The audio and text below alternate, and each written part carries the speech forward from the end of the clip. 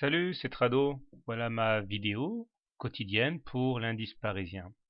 Bon, malheureusement, hein, la pesanteur ambiante était sur les marchés a entraîné une déconvenue assez majeure pour tous les indices européens et nous clôturons la séance avec une monumentale claque à moins 2,225%, mais ça aurait pu être bien pire puisque à certains moments nous nous sommes enfoncés sous les 3% de chute. Évidemment, rien n'est gagné pour l'instant, mais certains signes encourageants sont visibles. J'y reviendrai. Alors tout d'abord, nous voyons que nous sommes toujours à l'intérieur de la fourchette d'Andrews rouge, dont la médiane constitue l'axe autour duquel les, euh, les cours se lovent. Et comme je l'ai dit à plusieurs reprises, tant qu'on ne sera pas sorti par le haut de la fourchette d'Andrews rouge, c'est-à-dire tant qu'on ne sera pas au-dessus des 3850, eh bien nous serons toujours sous l'influence baissière de cette fourchette. Vous voyez donc que le chemin est encore long à parcourir. Surtout qu'entre-temps, il faudra s'affranchir d'une M7 baissière, d'une M20 baissière, ce qui montre que les résistances à la hausse sont légion. La dynamique est clairement négative avec un MACD sous son signal et négatif. Stochastique également est sous son signal, de même que le momentum qui est négatif. Donc franchement, pas grand-chose de positif à se mettre sous les dents, enfin sous la dent, si ce n'est peut-être l'ébauche d'un double bottom, c'est-à-dire un W. Ici, vous voyez, premier bottom, premier bas, deuxième bas.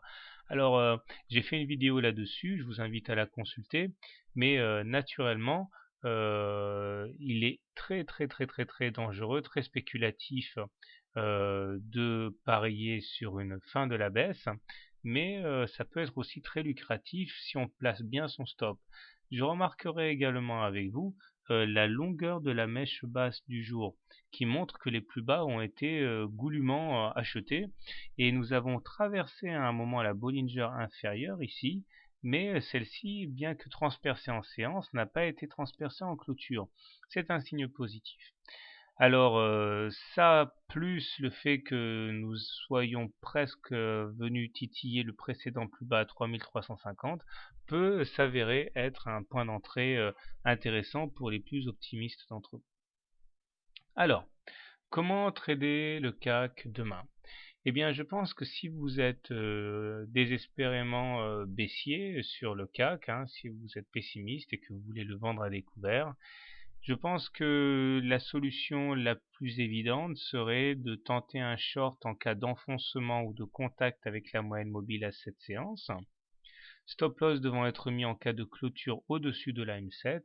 Objectif, un retour sur le plus bas. On peut également tenter une variante en attendant un contact avec la M20, mais je doute que ce soit pour demain naturellement. Si maintenant vous êtes plutôt optimiste et vous pensez que le CAC a droit à un petit peu de répit, eh bien vous pouvez tenter de jouer le double bottom dont j'ai parlé. L'objectif serait d'acheter l'indice parisien en essayant de se rapprocher le plus possible des 3350. Stop loss devant être mis en cas de cassure de la ligne des 3350 constituant le plus bas d'il y a quelques semaines. L'objectif étant dans un premier temps d'aller chercher la M7 et puis bien sûr plus tard on verra si ça se transforme véritablement en double bottom. Voilà, donc situation assez tendue. Je pense que vu la configuration actuelle, je tenterai le premier trade qui se présente, c'est-à-dire si on se rapproche des 3350, je pense que j'initierai un long avec un stop loss judicieusement placé pour ne pas risquer trop gros. Et inversement, si je vois qu'on s'aventure dans la zone comprise entre M7 et M20, je shorterai, mais pareil avec un stop loss pour ne pas risquer d'en prendre plein la figure. Voilà, bonne soirée, bon trade et à demain.